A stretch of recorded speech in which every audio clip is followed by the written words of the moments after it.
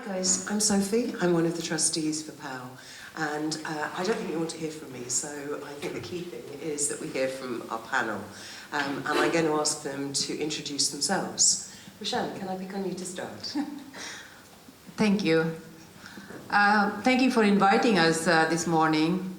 My name is Councillor Raushan Ara. I live in Ramsgate. I've been living in Ramsgate and running a small business for the last 36 years.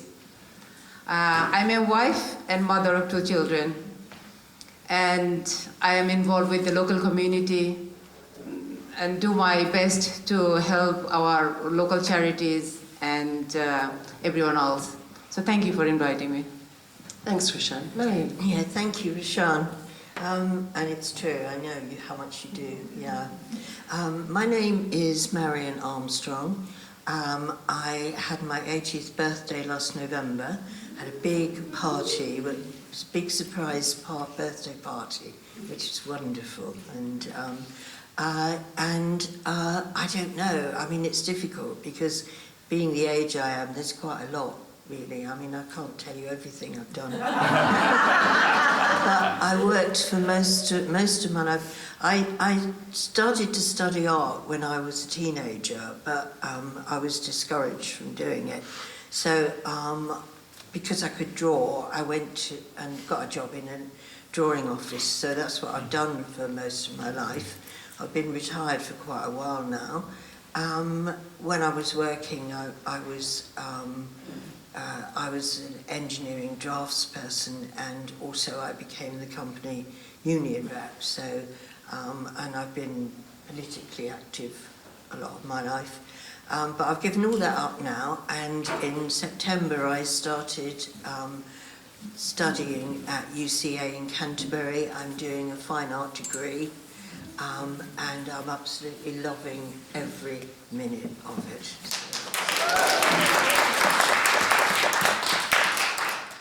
Thank you. Thank you. Becca. Hello, my name's Becca. I've lived in Margate for 2 years now. I'm the executive producer at Hackney Empire, so I'm very much used to hiding backstage and not being on the stage. So yeah, be kind. And I also run Chump's Comedy, co-run Chump's Comedy, which is a local comedy night. So we've done shows at Arc and where else, Margate's Arts Club, and lots of other venues around town. Yeah, and it's really helped us feel quite rooted in Thanet, which has been really nice. Fantastic. As well as being a POW trustee, I'm a reasonably recent resident of Thanet. I sort of stepped off the corporate hamster wheel after 30 odd years working, and I'm now a trustee with 4 organisations across Thanet, a volunteer in a local charity shop, and an avid volunteer at any of the cultural events and festivals which crop up regularly across Ramsgate and the rest of Thanet. So we're hoping that we all come from very different places, but when we had a little chat together, we discovered there were lots of things that we've experienced in common. So I guess one of the key questions is, what do you feel when you hear the word ageism? Who wants to kick us off? You rolled your eyes, Marion, I saw that. I apart from everything I've said, I'm autistic, and I have difficulty with faces. So I can never judge what age people are anyway. So that's kind of lost on me. But I am aware of ageism, obviously being the oldest person on the panel. And I don't know where to start, really. I just find as the older I get, the more I get patronised. And I just find, and I hit back sometimes, you know, and I was buying a coffee in a shop one day, and I was called my lovely, and which always annoys me. And the man in the queue behind me was called Sir. Yeah. So I took it up, and I said, why am I my lovely and he is Sir? And the assistant said, oh, we call everybody my lovely. I said, no, you don't. You just called him Sir, you know. And so sometimes, I mean, I love this panel here, and I would like to have it because I've never been able to keep quiet. And there are times, and I get called young lady, which is so dismissive and insulting. So yeah, it's an ongoing thing, but I've usually got an answer. Thank you, Marion. Becca, how does this hit for you? So I'm 30 years old, so I guess I'm here representing the younger side of the argument. I've given it a lot of thought, and I think I've always been quite fortunate, and this might sound strange, but so I'm 6 foot tall, and I don't know if that does something in people's head that they assume that because I've always looked a bit older, you can probably tell by the length of my trousers halfway up my knees, I don't know if the height has kind of helped with not being patronised in that sort of way. I've never been the sort of person to wear sort of dresses and things like that, so again, I don't know if going into workplaces wearing more kind of androgynous style clothes and things has helped. I think I've just made it into the sort of millennial category, and I know that Gen Zs get quite a lot of stick for being lazy or needing more time for their mental health, which is really important, whereas millennials, I don't know if they got as much stick as it looks like Gen Zs are getting. But then I said that to my friend, she was like, do you not remember when everyone said all you eat is avocado toast? So maybe I've just suppressed it. But yeah, I think I've been quite fortunate. I think working in the arts, there is a space for young people, and like whether it's doing drama clubs and things like that, there's usually in venues a sort of youth branch attached to it, which kind of champions young people. So I don't know if that's been quite useful in me not feeling, sort of talked down to for being younger. Interesting, thank you. And Raushan, you've been in places where you've been obviously wearing a sort of very influential role as a leader. How do you feel ageism has affected you? Well, I think it makes me in the middle-age group, I think, after Becca and Marion. Yes, I'm 60 years old, if you want to know.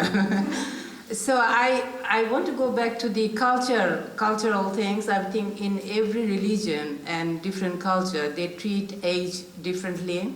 So if I say like, in different countries, in third world countries, people are still going by age when they want to get married. They're getting their daughter to get married. I mean, the younger you are, the better. Then once they become mother, then they change. The people's ideology about women changes. Then you get menopause, that changes again. So the step by step, our ageism, is changing our womanhood and sisterhood, in every day. I mean, I do hear like a young lady. I don't know how young I am to some people, but I do hear young ladies. But as a different, from different cultural background from all of you, I have seen how Asian women, especially Asian women, or even Hindu or Muslim, I mean, they all are treated differently. Hindu women, if their husband dies at a young age, I mean, before, the religious would actually, would kill the woman. They used to burn the live women.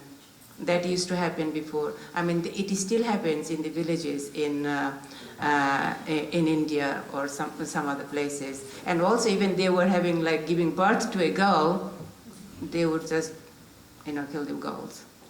So this is still happening, because if you Google this type of news, you can still see it. So ageism is still affecting us as a whole women in different way, in different culture, different religion, and different society, I would say. But one thing I would say as a woman, I mean, we become a girl first, then we have our period, then we become our mother, then we then we get old, then we become grandparents. So all these steps is affecting us, and that is being noticed even throughout globally by men, how we are changing, and this is how we are treated as well.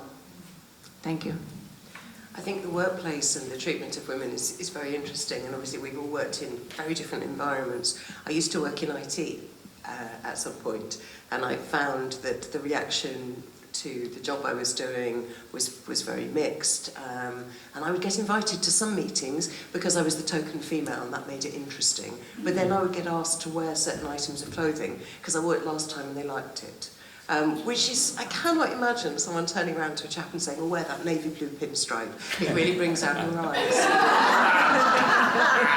So I was fascinated to hear Becca's comment on trousers and height. I haven't quite thought about that one, but maybe I can't make myself taller. So when we're thinking about professional environments, how do you find that you now operate in, and how reactions have changed as we all take extra turns around the sun? Who wants to take that? Okay, I can go. Yeah, I mean, in my political life, I mean, I've been involved in politics for a long time locally, but I wear, trousers all the time. I don't wear skirts. Maybe I wore them when I was in junior school, but since then I haven't worn skirts. And if I even do, I wear very long ones. So my dress code is always a jacket and a shirt. Maybe if I'm casual, a t-shirt and a pair of jeans and the trainers. And if we go like in our own cultural events, we will wear our own traditional dresses, saris, or the Indian dresses. So we have. So I think that hasn't really affected me. But I don't know. I'm not sure I have actually experienced any kind of treatment because of my dress code. And as you have become, as you say, you've moved through the phases of life, have you found that people respond to you differently in your professional environment and as a counsellor?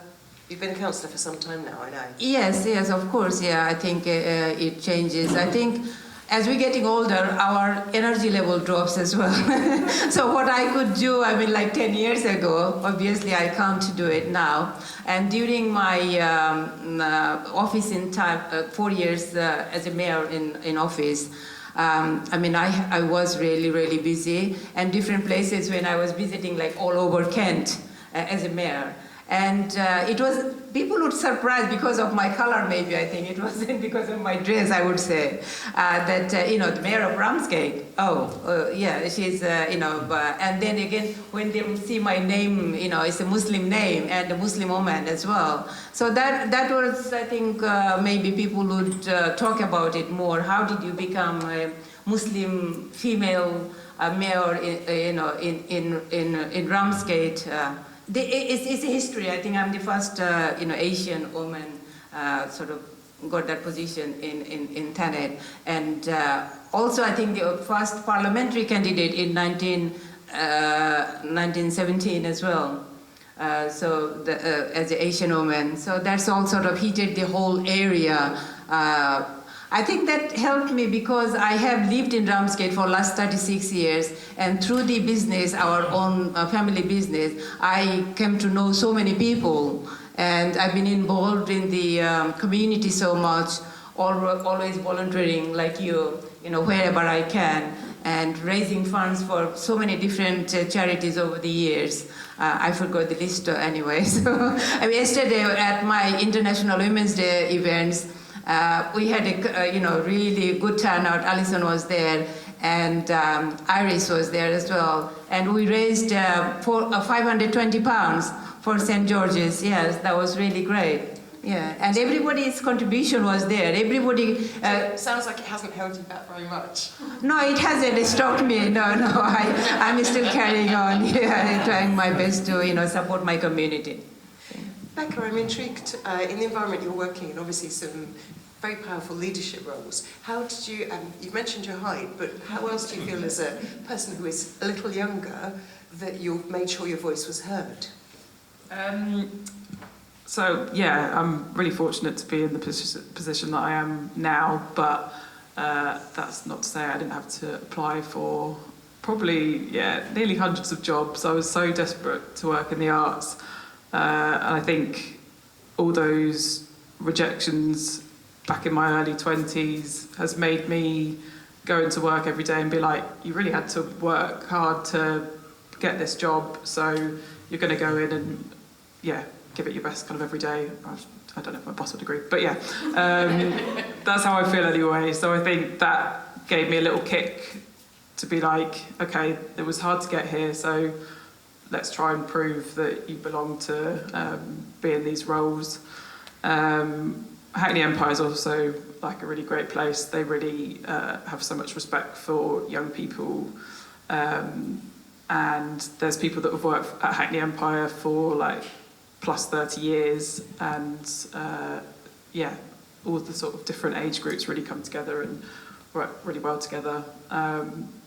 I think going back and sort of contradicting from what I said earlier, I sort of came into this thinking, I've not experienced ageism, but I think I kind of put it on myself when I moved to Margate and set up Chumps with two other guys who are in their early 40s, and at the time I was 28, and I said to my partner, I was like, I don't really want to tell them that I'm younger than them because then they won't listen to what I have to say.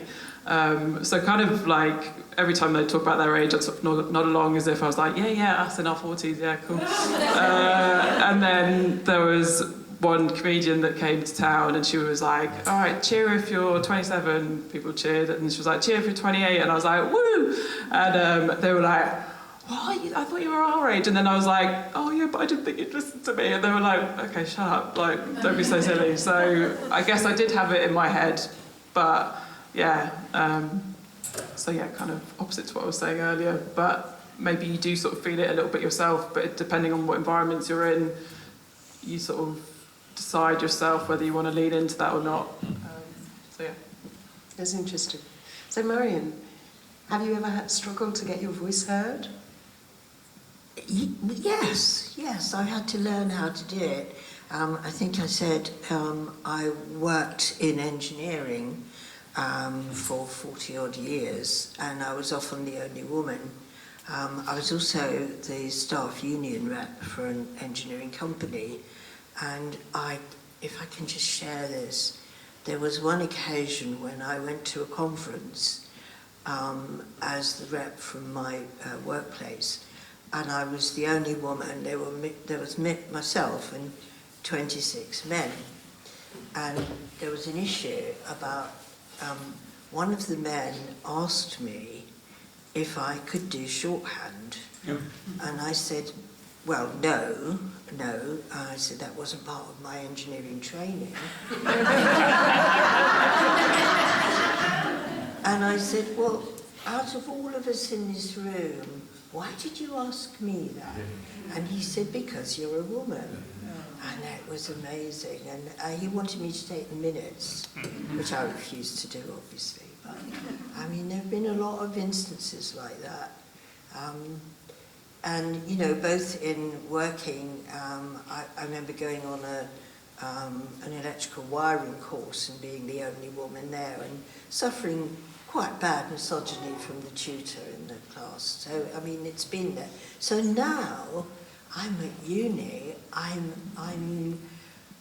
in heaven because nobody does that to me anymore, you know, and the age thing doesn't seem... when I first arrived in September, I think people were quite surprised to see me, you know, and they wondered what I was doing there. But that didn't last very long because I think once they saw I could actually paint, and they're all so kind to me and they're all so nice to me. Earlier this week, I went to, we had this event on. It was just kind of like a seminar, and we were walking around and stuff, and 3 different people went off and brought me a chair to sit on, I mean, and I don't mind it. I'm not complaining. That's such kindness. But I didn't know which chair to sit in. I didn't want to offend anybody. And they treat me like a sort of, I don't know, I'm kind of like the pet mascot or something. I don't know. But, yeah, they're very kind, you know, and it's so good because I can just be myself, which is great. I feel I've earned it. There's a couple of themes I'm hearing from several of you there. That A, being yourself is absolutely key to succeeding in any of these environments, whatever our age. And the other one is actually, you say you've earned it. I think one deserves it at any age again. At any age, so there's a sort of sense of having that within yourself, which really helps. Yeah. So one of the things that was mentioned in the description for this panel, which I feel like duty bound to therefore raise, is the technology side of things.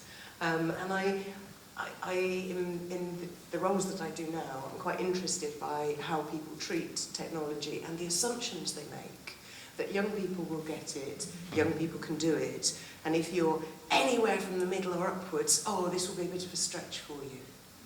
So some horrible assumptions get made that I notice, and in fact I think some of the most skills I see are people who've really decided to get with something. It doesn't matter how old they are, if you've decided to get on board with it, you do it, and that's how it works. How are your experiences of assumptions about age and technology?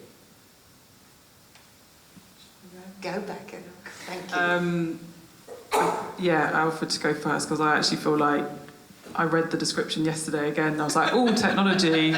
And then I sort of cheated because I used AI. And I was like, I wonder if AI can answer this for me. And then I was like, ooh, is that to do with my age? And do I know how to approach AI because it's been introduced to us as a sort of younger approach to working and things? The answers were totally rubbish, so I didn't actually get anything useful from it. But that in itself, I thought, okay, are we going to have this huge advantage because we know about this sort of secret little tool, ChatGPT, to get our work done a lot quicker? So for people that haven't used it, you can basically say, write into this website, write an email saying, responding, and someone else's email, and you copy it in and it does it for you. For me, technology, and then I know that there's some older people in my office that I don't want to tell them that I've used it to write this amazing email, so I feel like I'm cheating. And they're like, Becca, that is really well written. And I'm like, I know, yeah, it's great. So that's kind of my experience as a younger person with technology. I mean, it's quite a new thing, only in like the last year or so that's been kind of available, but it does feel like this younger person's little secret that we're all using, not wanting to tell our older, more senior bosses that we're using it. So there you go. I don't think anyone here is going to tell tales on you. Marion, have you got any thoughts on this? Yes. You're absolutely right. It is a question of if you need to do something and you need to use technology, then it's up to you to find out how, you know, and that I don't have a problem with that. And I do struggle because, when I was working, I was a CAD technician, so I did engineering drawings on a computer, but that doesn't help because everything's changed so much. So, I do have to work harder at that. But this attitude towards older people is interesting because I don't like self-checkouts in supermarkets because as an ex-union rep, I don't like to see anything taking people's jobs. So I always object to using them. And what I get every single time is I get an assistant saying, I'll show you how to use it. Which is the assumption, and I've said, well, look, I spent years trying to save your jobs, So, there is this assumption that, it couldn't be anything ethical. It's because I'm too old to understand how to use the self-checkout. So, yes, I do get that, Raushan? Yeah, I think modern technology is, we can't live without it now.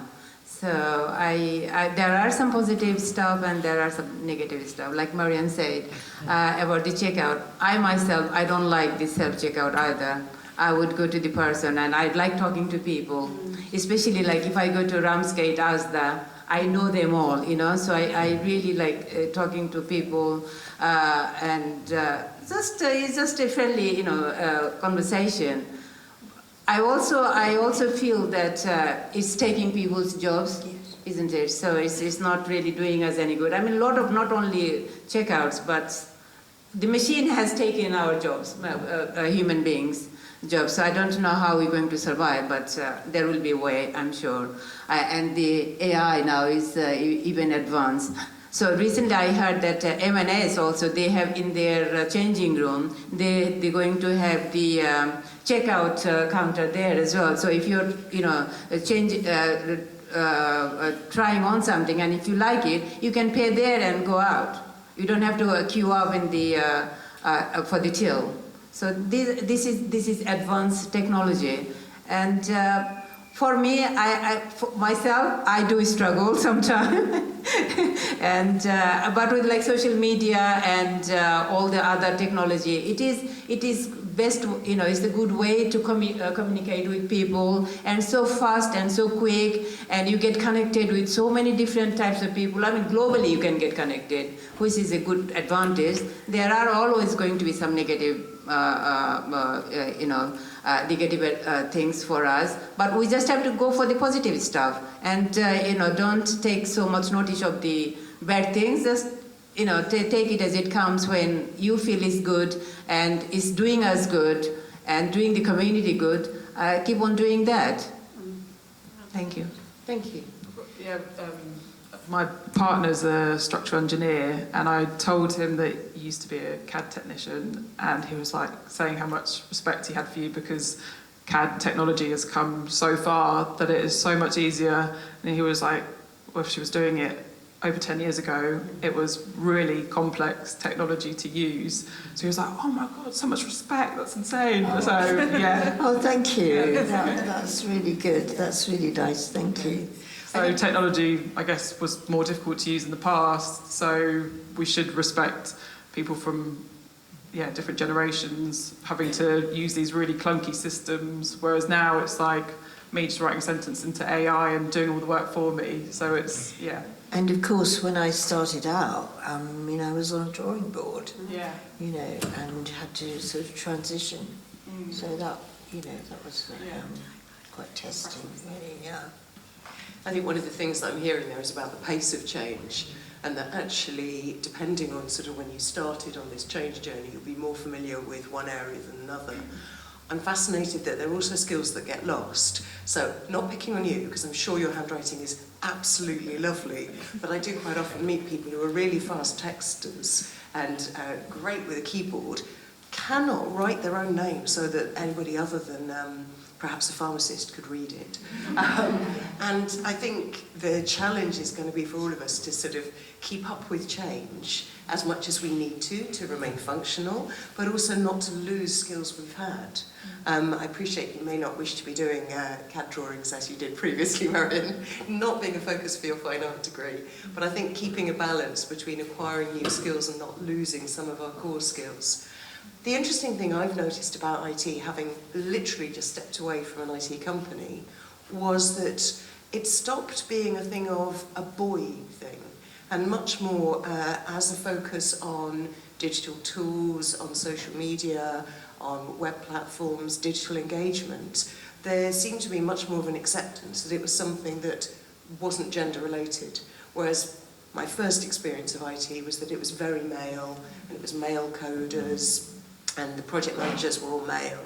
And it was the sort of females who were expected to do the HR roles, or perhaps, if we were lucky, a bit of team leading and looking after people. So I think there has been a shift, and maybe from that point of view, the technology is quite good for not being gender-led. My experience, and it may not match everyone else's, so I do appreciate there may be some different views. We are going to leave some time for Q&A, but I guess I have a question I'm itching to ask all of you, which is, what would you like to see happening differently? It's a big open question. When you say differently, what do you mean by differently? I'm giving you a blank sheet. A wish list. Well, I think we would all like to be treated equally, inclusivity, equality, and change. Like you said, change. We have to accept change, and change is a good thing. I think. But although we are always frightened of the change, but I think we learn to accept change. So as we are, I think the generation is growing, and we're stepping into 21st century. I think we have to change in not only technology-wise. I think in every angle. I think we as a mother, we have changed. As a wife, we have changed. As a sister, I have changed. So I think it's everything going through change, industrially-wise, education-wise. The world is such a small place now because of technology. We can sit in this room and we can watch the whole world, from one screen. So that is a huge improvement for our generation, I think, and which is good for the younger generation. But then again, like you said, we shouldn't forget the core things that, don't forget to, how to write and to read when we are actually always typing. I mean, I can't do fast typing anyway. I still have to, look on my keyboard and then type. And the spell checks. I mean, not so many people can spell even a banana. Maybe I know that there's a 2N or a 1N.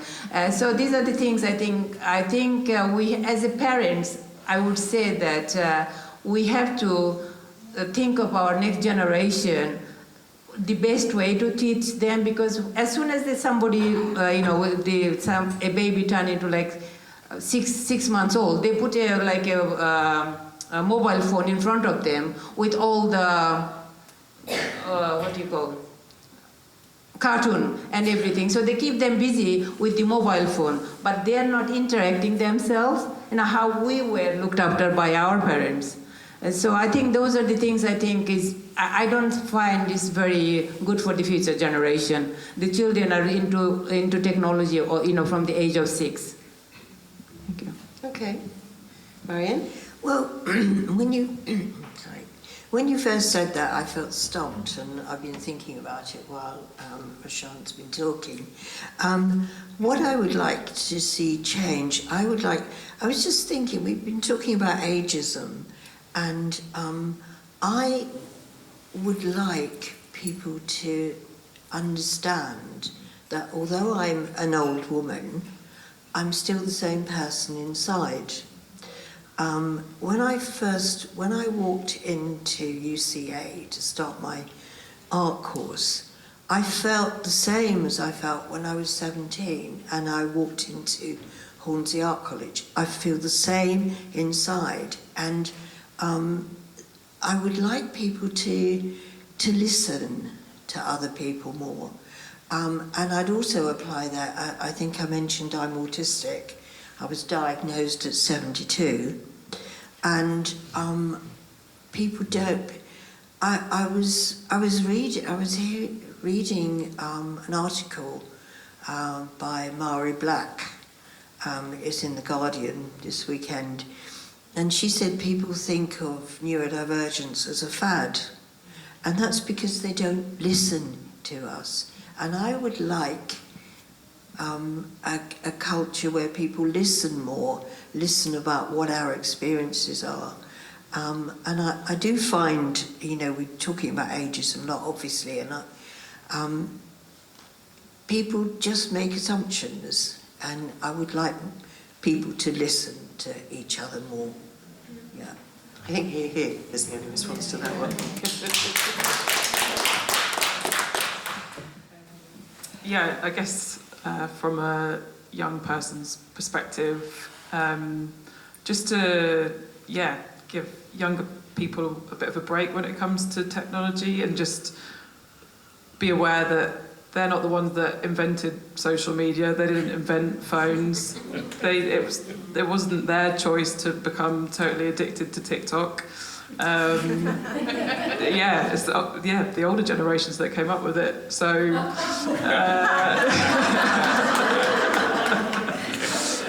so I think when people roll their eyes and say, "Oh, they're always on their phone, they're addicts," it's not their fault. I think just give younger people a bit more space when it comes to that sort of thing, and appreciate that. It's not their fault.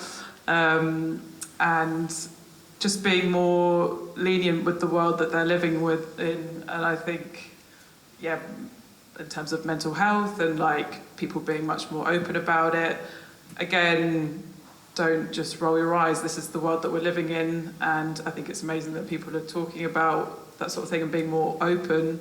I think just to sort of, change when it comes to the younger generations, just be more open to those kind of things, and Thank you.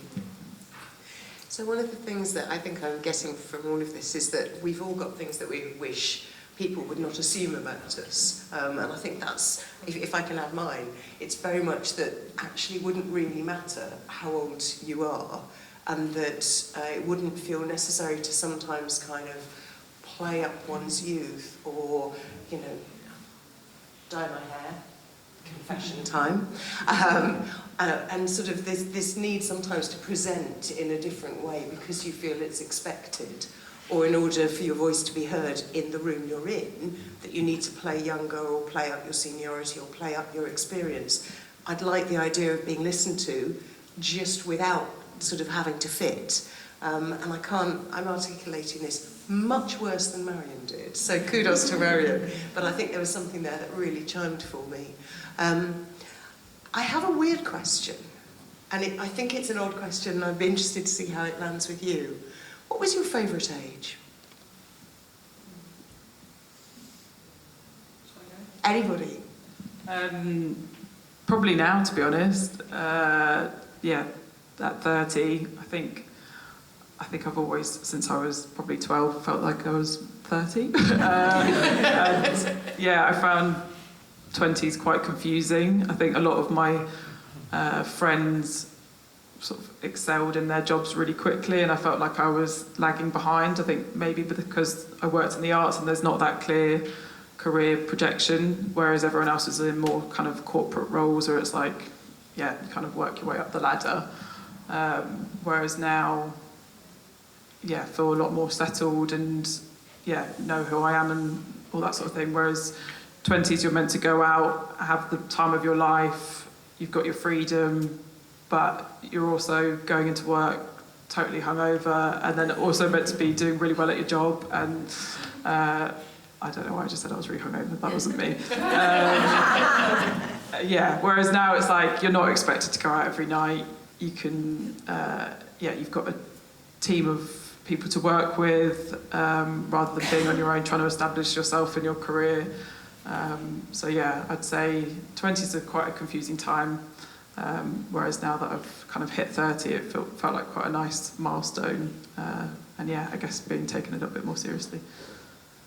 Interesting. Marion?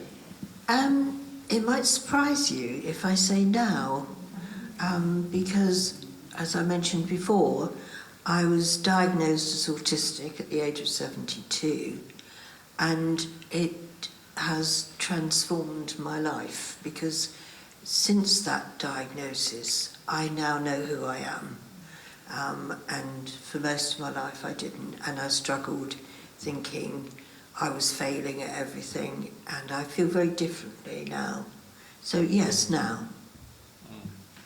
Yeah, I think for me it's going to be again between 25 and 30. So I got married very early. So I was married when I was just turning 19. So when I had my first child when I was at the age of 25, I think, that's when we moved to Ramsgate as well. And so we started the business. I have my first son, And so everything was going very nicely, you know, so I was enjoying everything, and there is a lot of hard work, but I had the energy that time as well. And we had, income and everything else. Yeah, I think that was my best time, between 25 and 30. Interesting, Yeah. and thank you all for being very honest about this. I appreciate you weren't expecting that question. I love the idea that it's now, and that now is different for everybody. I have to admit, again, confession time, there's a certain relief to some of the things that come with being a younger female, and it's partly to do with other people's behaviours, so silly catcalling, inappropriate, etc., all of that. And one of the things I quite liked about getting a little bit older is that kind of drops off. The funniest thing, and I'm afraid the weather's getting light, so this is going to happen again, I wear big sunglasses, and I've been catcalled by a really young gentleman who, when I took my sunglasses off and he realised how old I was, went, ah, and ran off very fast. And I'm thinking that was a moment, and I'm quite happy to put other young men through that learning experience. I don't think he'll do that one again. So are we feeling brave? Shall we ask this lot if they've got any questions for us? I think we've got a really interesting mix of people here with fascinating stories. And I'd love to know if there's questions you'd like to ask to dig into that. 3 years ago, as part of POW, we did an exhibition called This Is What the Menopause Looks Like. And it feels like since then, the menopause has become a much bigger issue that people talk about. What do you think is the next thing that we need to tackle? Is it, personally, I think it might be this perfectionism that we get with the beauty industry now that everyone's having, plastic surgery or fillers or Botox and stuff like that. What do you think is the next thing that we need to tackle with sexism and ageism? Did everyone catch the question? I'll try and paraphrase it. Let me know if I get it wrong. So, no, not at all. I'll do my best. So there was mention of the fact that a couple of years ago there was an exhibition that POW did about the menopause, and that was a focus for discussion. And the question was, what do we think the next key topic is going to be? And perhaps it's going to be about this sort of perfectionism, beauty standards, with people getting injections, fillers, turkey teeth, etc. You gave some lovely examples. So do we think that's it, or is there something else? Becca, you're nodding. Yeah, just because I think you've answered it, and I would love it to be the beauty standards, if that is something that could be challenged. It was quite strange recently, I went to see ABBA Voyage, and you get to see holograms of ABBA from when they were in their prime, and it was so refreshing to see women probably in their 30s at the time just look like normal people, whereas now if you go to a festival and you see beautiful women, but it's so unattainable that you just think, oh, there's so much that I'd have to do to look like that. And that's what younger generations are looking at and thinking that's normal because I'm seeing that every day, whereas it shouldn't feel like that. I think I'm one of the only people left in my friendship group that hasn't had Botox, and it's like preventary and all that sort of thing. So I just think they should just grow a fringe and hide the wrinkles if they want.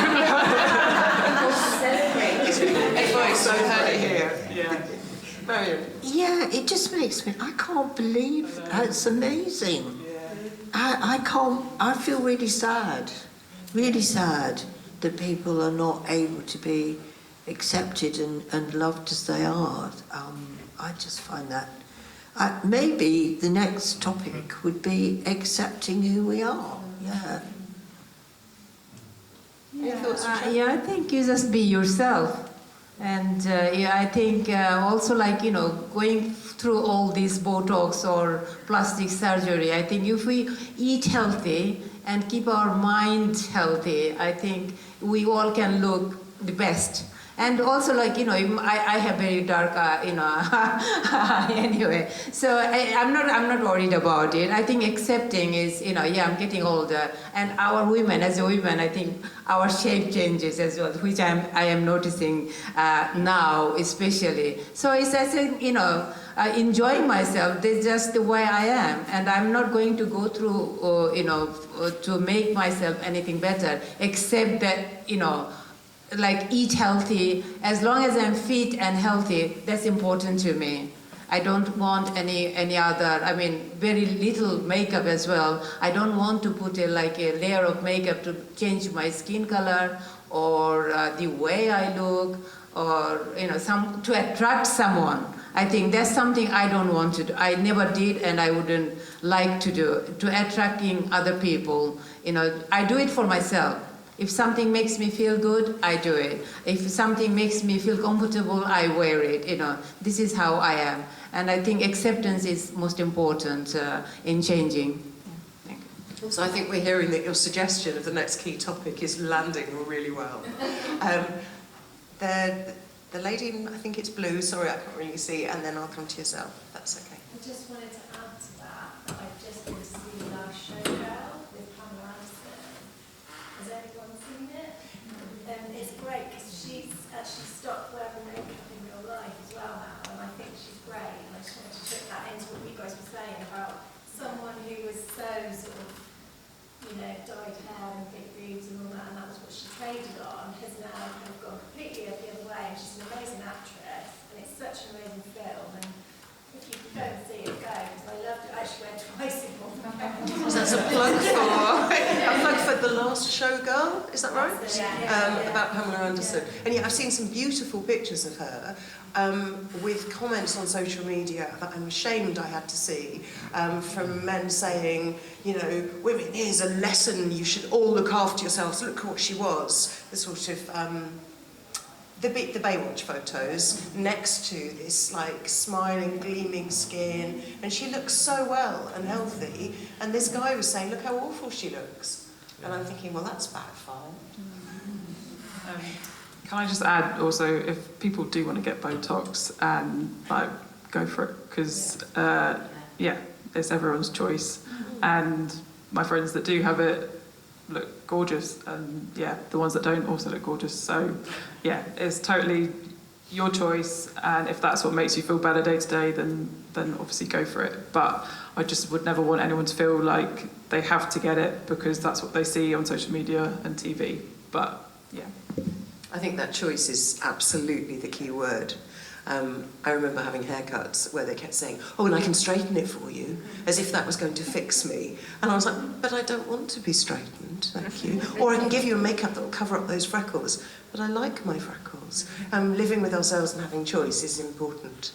There's a question here. Well, it wasn't really a question, it was more a comment on what other people have said so far about the whole kind of ageing process and how you deal with that.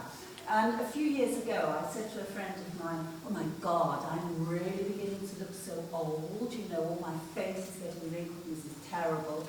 And he said to me, actually, you know, smooth complexions, they're like uninteresting landscapes.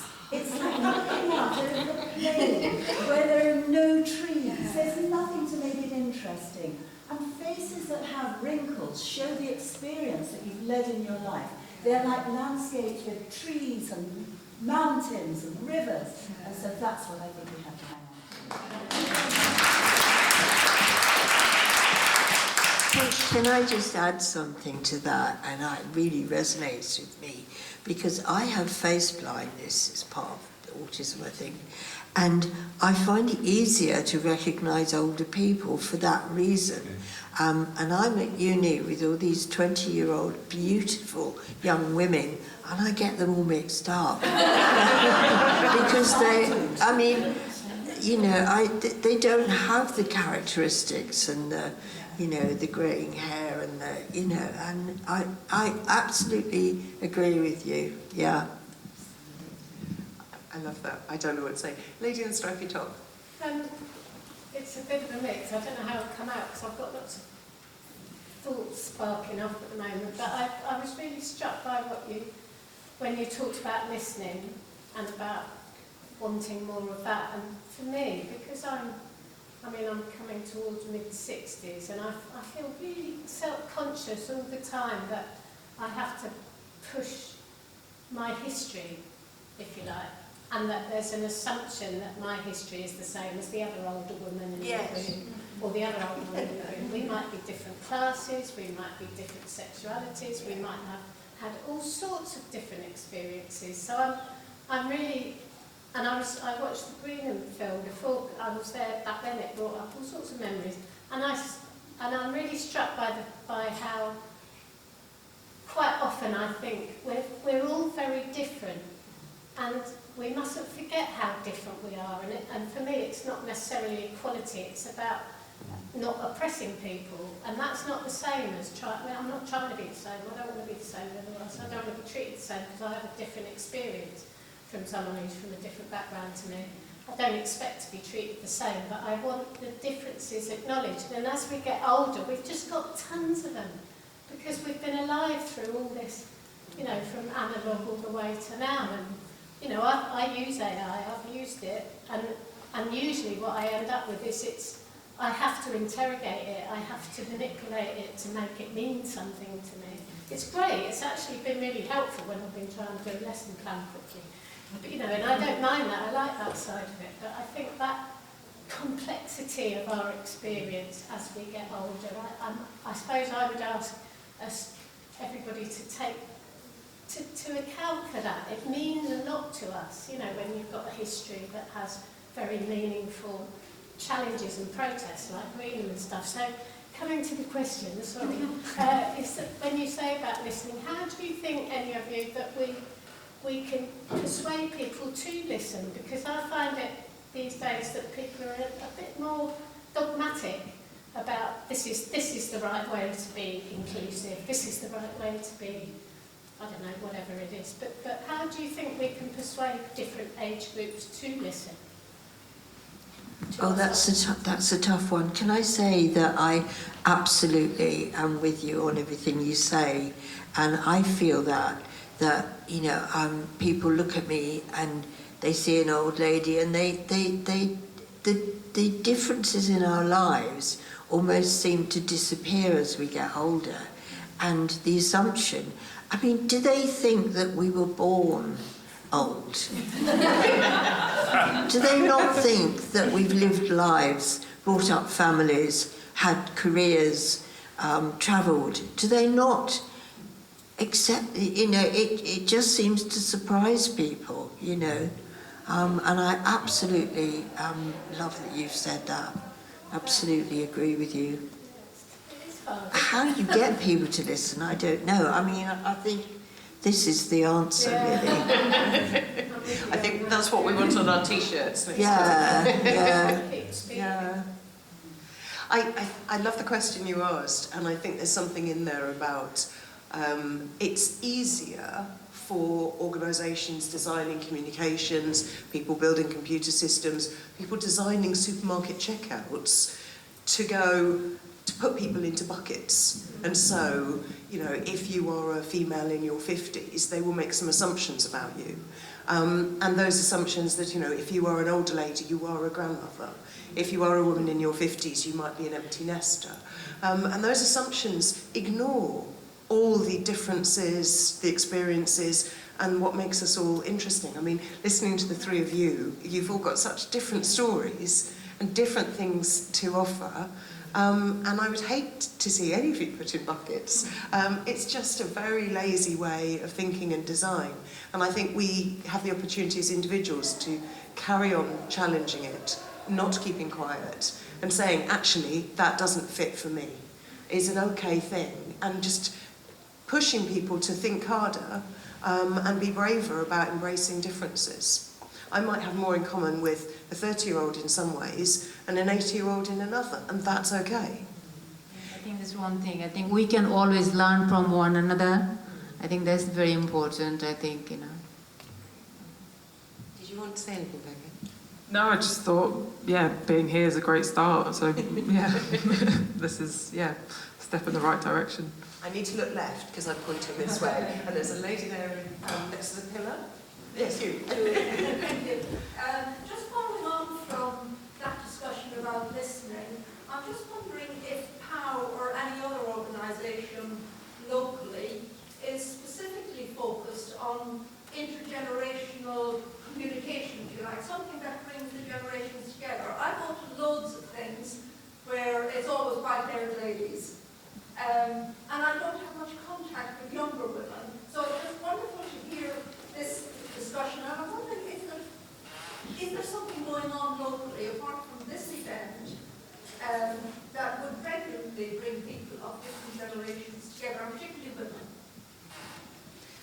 Anyone got any ideas on that? Why aren't you seeing? Apologies, yes, I'm going to just feedback the question. Not at all. I should have done that, it's a good reminder.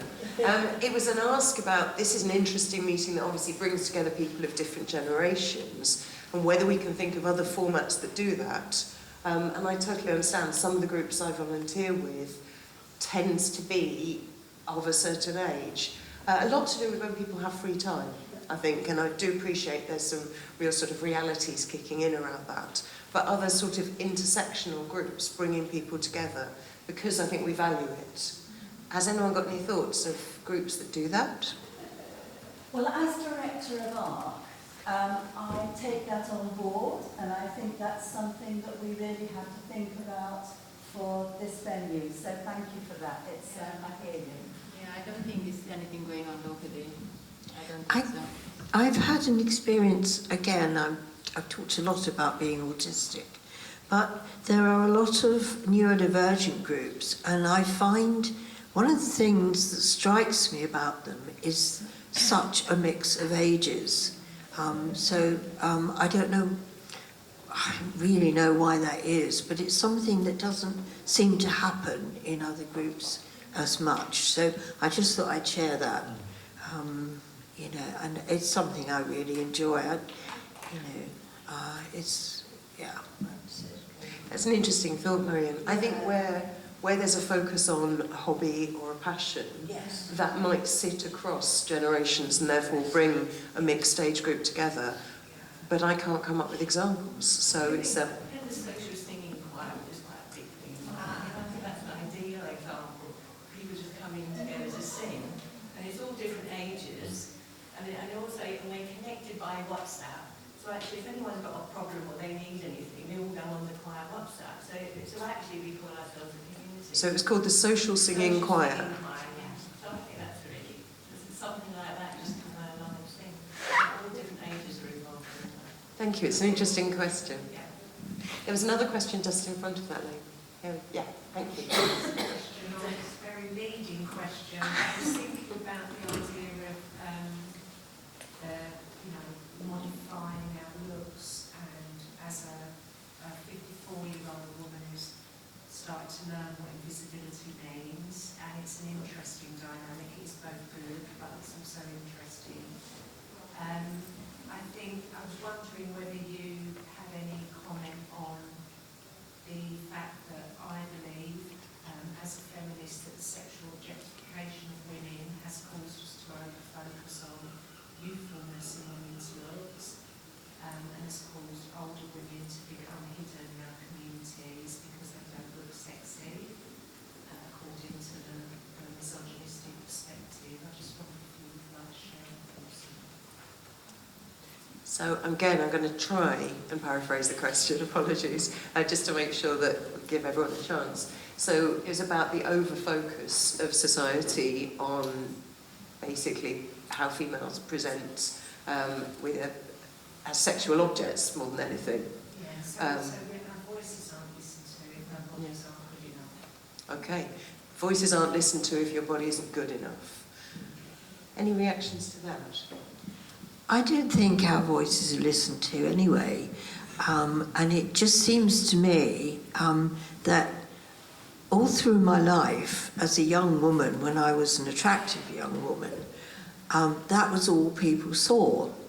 And now that I'm not an attractive young woman, I'm still not listened to, because And I think when you get older and you start to understand ageism, if you say anything about it, nobody's listening.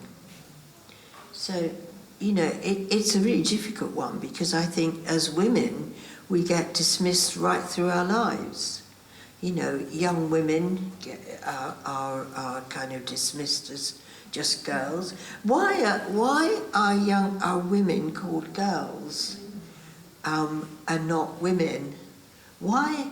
Men are men, you know, and a boy is a young man, but a woman is a girl. You know, you see young women on TV, they're described as girls. Why is that?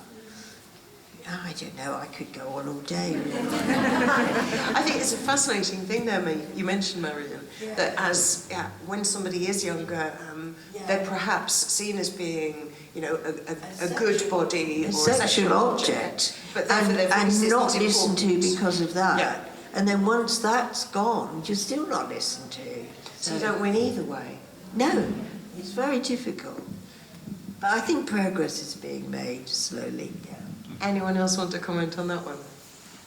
Yeah, I think I've been quite lucky working in the arts. It's been quite inclusive of all genders and, all sorts of people from different walks of life. So I think there's been a lot of, a big safe space within that. But I've got a friend that works in the art world and the gallery world. And every time I go to those exhibitions, the women are just strikingly beautiful, and it does make me think, would you be happy to have someone that doesn't look as conventionally striking in this working environment? Would they have done as well? So yeah, that's kind of one of the only times that I've been able to acknowledge, because it is like a public space that you can go and actually see it up front. Whereas I can't really speak on behalf of people maybe in corporate environments, but I'm sure that is the case. But yeah, for me, I've been quite lucky that, working in venues, they do tend to be quite inclusive. I've got the corporate stripes, and I think people who are easy on the eye, in fact both male and female, have an extent to which their voices are heard more. There is a point there, I think, where that stops, that if they're not making sense and don't add value, that it sort of fades away, but perhaps they get the in to start with, which is obviously a valuable thing. I think that's quite ableist, because you can have an invisible disability like I've got and be judged on thinking that you might look fit and healthy and okay and both legs and working with arms and stuff, but actually really struggle with life because you've got an invisible disability. So I must say I disagree with that. Yes, I can only speak to things I saw, and I totally appreciate that everyone's experience is going to be different, so thank you for raising that. Raushan, did you want to say anything? And then I need to go to the lady at the back. I think because I have seen different way of, how women are treated in the Western world as well as third world countries. So yeah, I think it's really, even this day and time, we are still treating women this way. It's really sad how a man will go for a younger woman, just to have a kid, child, and marry a child bride, These things is still happening, but and where it's really sad that it's still happening globally. I think nothing has been done about it. I think because of the financial reason, maybe in third world countries, parents are actually selling their girls, selling their daughters to a rich man going from somewhere, Western world or from the Middle East, and to make money. But they don't see who they are giving their daughter to, just for that purpose. And the thing is, how man is treating the women is the main point here. How they go for this type of thing to do, and we are still accepting it. I mean, I think Elon Musk, he's got, I think, 15 children, or is it 14, with 4 or 5 different women. I mean, how he is making, he's becoming so famous, doing all this. I don't see, I don't know the reason behind it, and I don't know all the women he goes out with and made all the children, especially in this century. So I don't know. This is although I can see the change. I can see, even I visit Bangladesh yearly. I see in the villages how the women are treated, how their girls are treated. But it's getting better, but still there's a long way to go, and I think we all have to work on this, and the Western world need to work on this more to promote this. Culture has to change. Yeah, otherwise it will carry on forever, I think. Thank you, Raushan, and a good reflection of the fact that there are very different challenges at different levels in different parts of the world. I don't think we're going to answer that one here, No. but it's worth remembering. Thank you. The lady in blue at the back.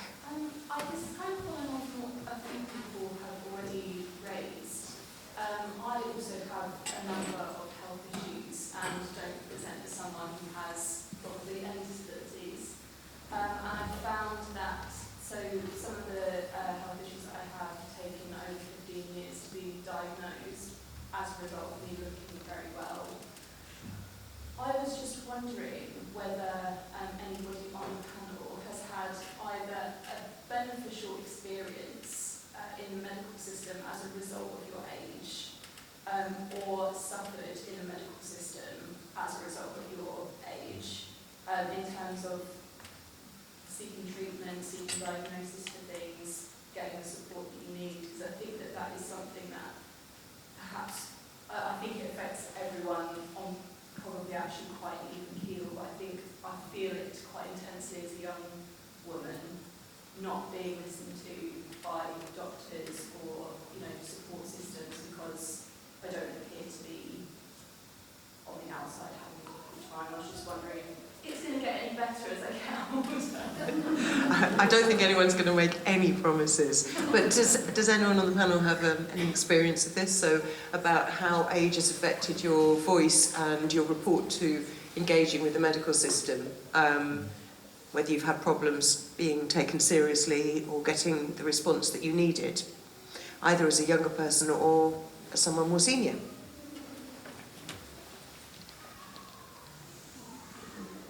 Marion was diagnosed very Yes, my experience has been, I think I've said, I'm not the first to say this, but as a woman, I think you just get dismissed. I think the medical profession dismiss us. As a young woman, you will not be listened to. As a mother, you're always a fussing mother who's read something on the internet and misunderstood it. This is what they think. And when you're old, if you go to the doctor and you say, I've got this problem, they say, well, it's age. So I don't know if it gets any better. My diagnosis, I mean, one of the things I did with POW was to try and raise awareness of autism in women, because we had this group, we're still going, but we haven't done much lately, called Invisible Women, because we are invisible when we want to produce artwork, we're invisible when we go to the doctor, and we're invisible in getting diagnosis, because everything, all the kind of stereotypical ideas of autism is 10-year-old boys playing with computers. And, the battle to get that addressed is ongoing, and it's something I try to do myself because I feel so strongly about it. I feel strongly about everything, really. It's part of the ongoing battle for women to get heard. And I think there's been a lot of, the book, there was a book, Invisible Women, which talks about how cars, you know, the seatbelt is made, designed to fit a man. You know, the thing,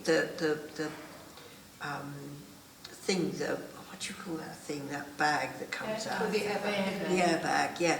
That's everything. The seat height. I mean, I find when I'm driving, if I pull the flap down to keep the sun out of my eyes, it doesn't come low enough because I'm not the height of most men. And it just goes through everything, you know. And I've got a copy of that book at home. I haven't actually read it yet, but I have it, and I will.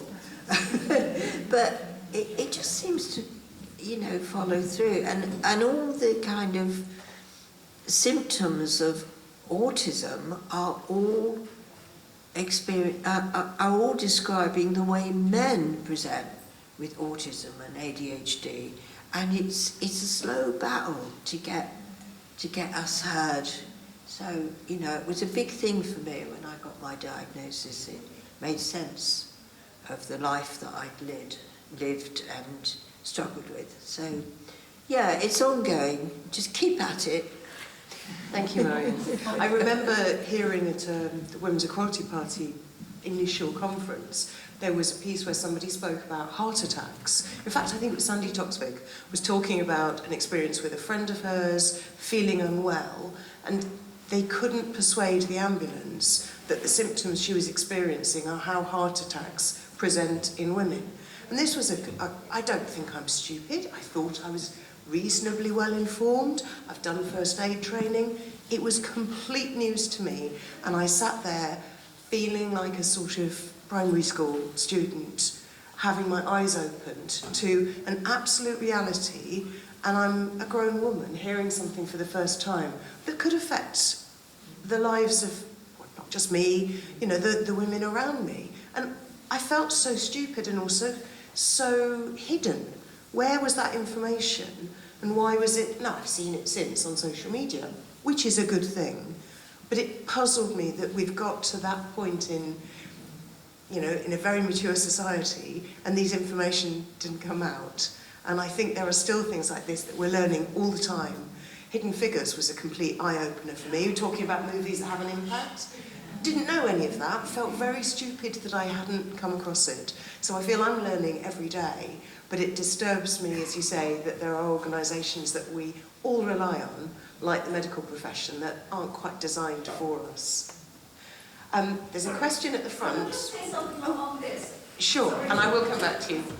It's just to let people know that there's a free event online tomorrow morning by the National Institute for Health Research, and it's about sex and gender in health research. And one of the speakers is Caroline, who wrote the book Invisible Woman. But it looks like it's going to be a really interesting thing. So if you wanted to Google it, it's on, I think, from 10:30 until 1 tomorrow.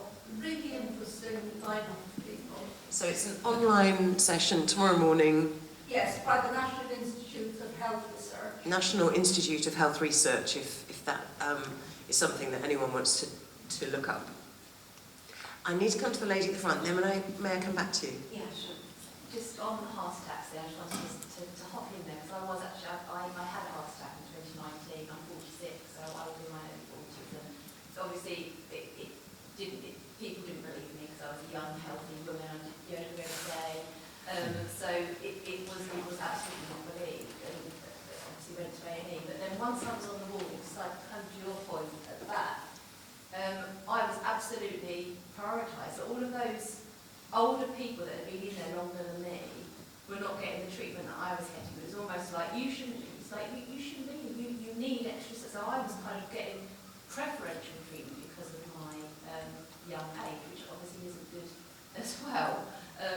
Because I probably was much help. I probably didn't need that input. So I think for me, when you were talking about what needs to change to address ageism, it absolutely is about health.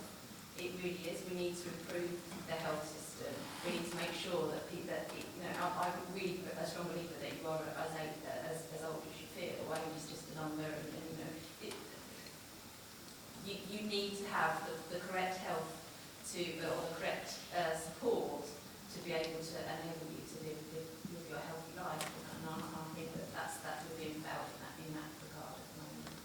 Thank you. I just wanted to say quickly that I think it's an issue across the board for women of whatever age. Personally, I have to deal with medical fact failure constantly. Like, no matter what I go to the doctor with, and I too have some conditions that are nothing to do with my weight, that are invisible conditions, and yet every time I go, it's always lose weight, lose weight, and if it isn't lose weight, it's for putting on antidepressants. You know, it's that usual kind of constant, you know, you're just being a hysterical woman type thing. And I know that women of colour suffer even worse in that particular respect, that that's coming out now, that doctors have like a prejudice against, there have these prejudices that come out against women of colour, particularly with regard to pain, for instance. They think that women of colour can bear more pain or something like that. And it's, all this stuff is maybe another thing that we need to kind of really be fighting against. I think just a few things just for, thank you for sharing your concern, but I know I work with the local community and there are a lot of residents, they have the same problem with their children. The diagnosis is huge waiting time and it's really, hard for the parents to sort of sort out anything because they can't go to the GP for anything because they're on the waiting list. And they can't, if the child is having some kind of episode, they can't even take them to the hospital for treatment. So it's really, the NHS, our health system has to be improved first to get everyone a better treatment and on-time treatment, sort of, yeah? Thank you for sharing. A question in the stripy top. Originally was a response to what you said over there, but connecting with a few other points as well. I just feel like that, it's going back to that long old life of complexity, but also of activism, that there's been women and feminists and lesbians and activists fighting for years and years and years and years and years over a lot of the issues that are behind a lot of our experiences around domestic violence. I've worked in domestic violence a lot of my life. And those structural things and issues around pain, around ability, disability, they've been there for a long time, but there have been a lot of women actually really doing massive campaigns, really pushing hard to try to change things, and it's why it's difficult when you're older to feel like we believed, we were in our 20s, we thought we were going to have it all sorted. And I can't believe I'm in my 60s and it's still as bad as it is now. And I think just quickly going back to the point about younger women and issues around mental health and anxiety, to me they're kind of natural responses to a shitty experience that they can have, which is to do with sexism and racism and all sorts of structural issues. So I just hope when we are talking and listening, we remember that is there, and like you were saying, the older ones created a lot of this world, and take it on, and really try and change it for young women and girls who are coming through, because we have the Sex Discrimination Act for a reason, because women experience things differently, because there is male violence, because there's domestic violence, there's rape, there's sexual assault, there's so many things that haven't been dealt with well enough. So. And all the intersections across all the lives that we have. So I just think we've got to, if we look at those things together, that we might get a resurgence of energy that goes, come on, this is something we can work on together, not separating out. It's separate because we're women, because there are certain things about being women that include these experiences. Thank you. Make a noise about that. Yeah.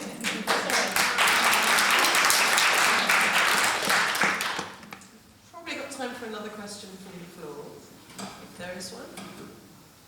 So if not, I have a reflection from what you were saying, which I'd like to turn to the panel as a question.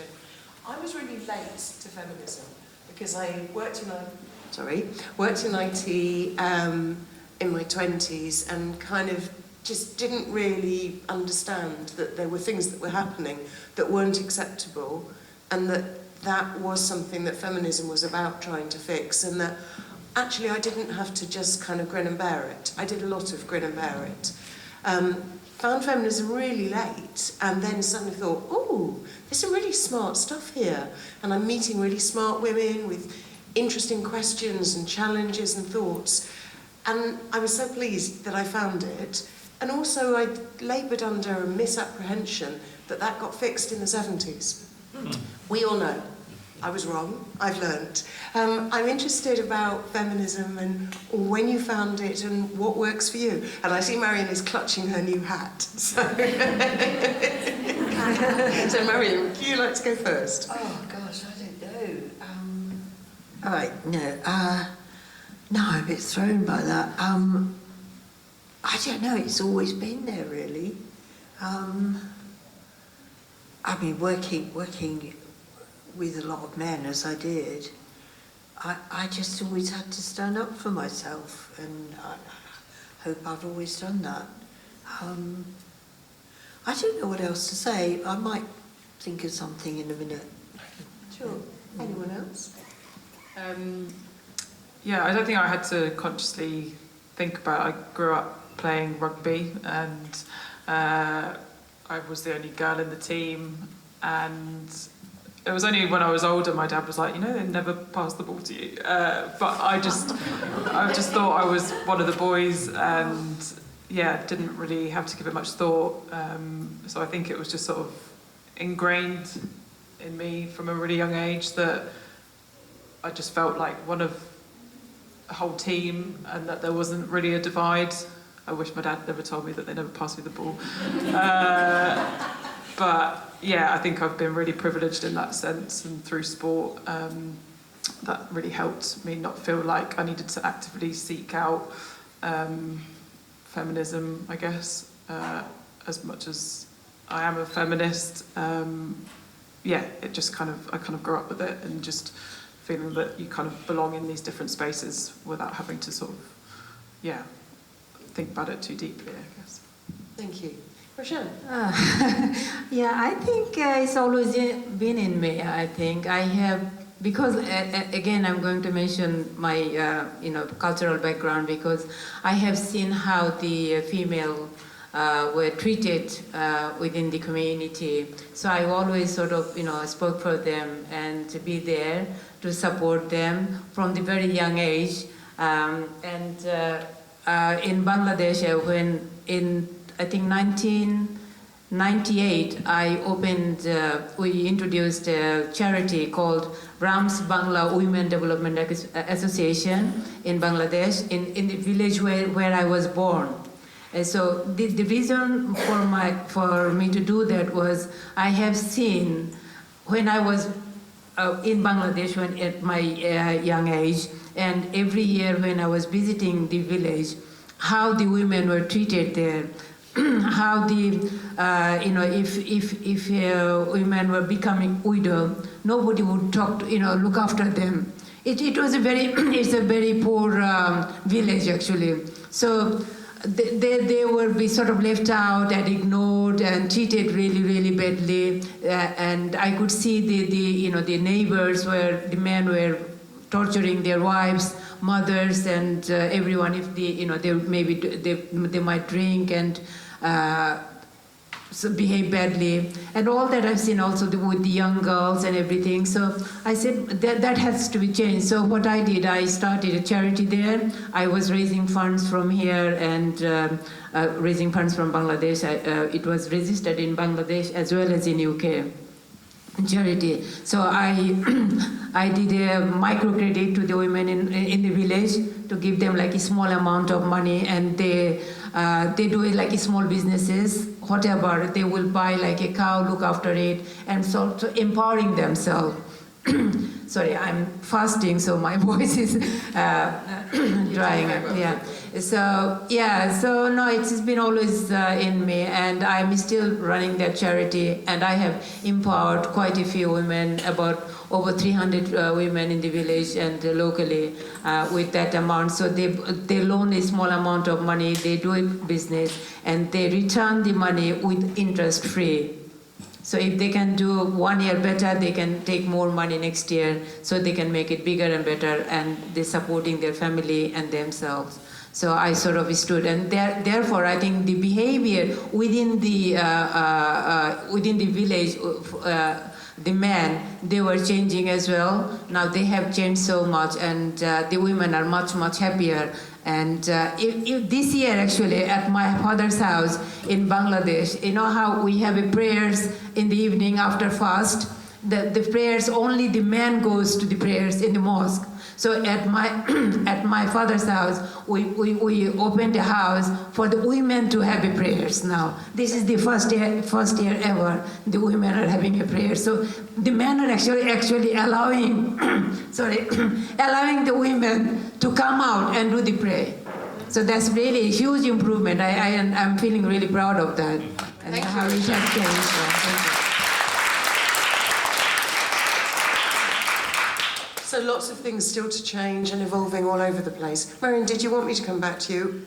Oh, I don't know. It's just kind of always been there, and I've never been able to understand why we had to fight in the first place. Why? You know, why do men assume, I'm sorry to any men here, I'm generalising, but why does society have this assumption that, you know, that women are second rate anyway? I've never understood it. It's never made any sense to me. I think that's a lovely question to finish on. I'm going to get in trouble if I overrun, because there are people sitting at the back who will start jumping up and down and doing all of this.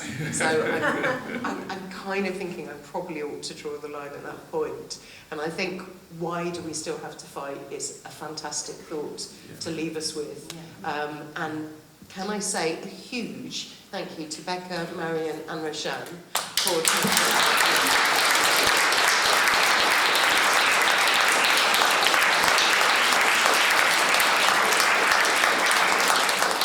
and a big thank you to POW for giving us the space to have this conversation, and to all of you for sticking it out, staying and sharing your own thoughts and questions. Much appreciated. Thank you.